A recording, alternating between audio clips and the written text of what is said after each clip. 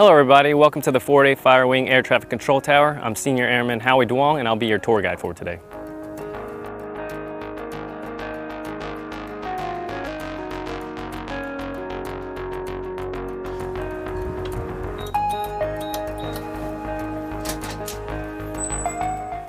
Because of the COVID restrictions, I'm going to be putting on my mask now.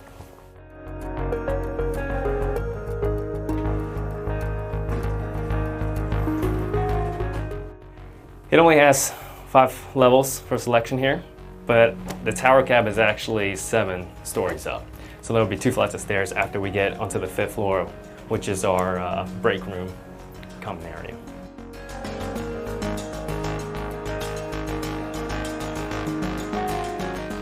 Now that we've made it to the top, here's a little bit about what we do. Air traffic control is one of the most important jobs in the United States Air Force. We are responsible for ensuring the safety of pilots and aircraft and personnel on the ground near the runway. In this air traffic control tower, we have 5 controller positions, starting with the flight data position, ground control position, local control position, coordinator position, and finally the watch supervisor position. So we'll be starting with the first position, flight data position. The control in the position is responsible for receiving calls from agencies such as airfield management, the fire department, crash, maintenance.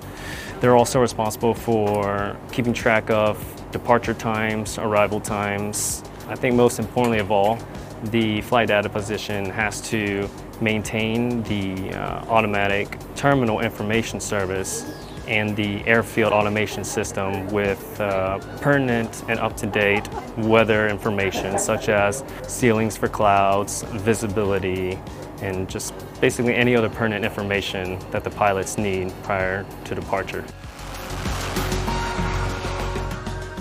Second position is the ground control position. The controller in that position is responsible for making transmissions to vehicles requesting access onto the runway or requesting to cross the runway. Same with aircraft if they need to cross the runway or if they need to taxi for departure or taxi back to park after they've landed.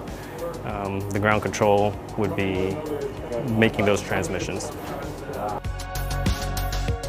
The next position would be the local control position. That controller in that position will be making transmissions with the pilots, sequencing their arrival, also clearing them for takeoff, clearing them to land.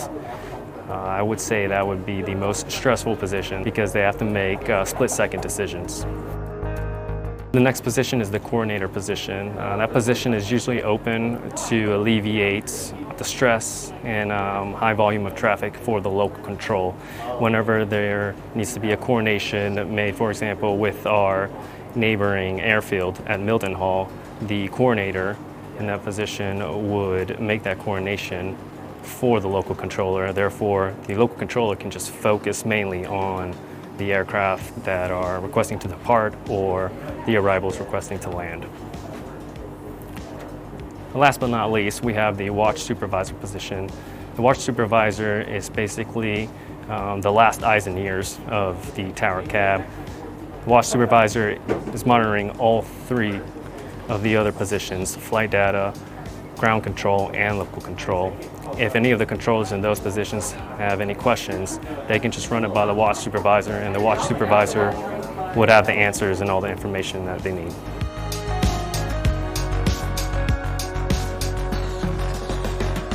They are the supervisors of flying. They are the operations group representative.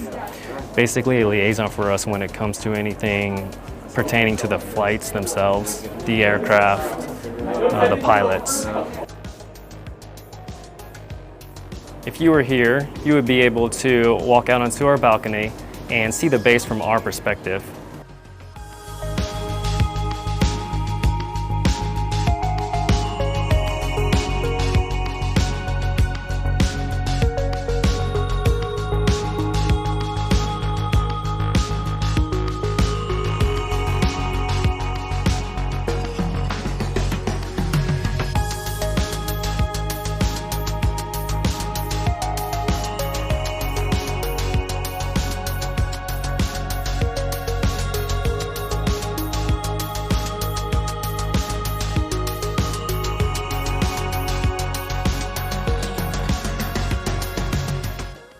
This is the end of our virtual tour.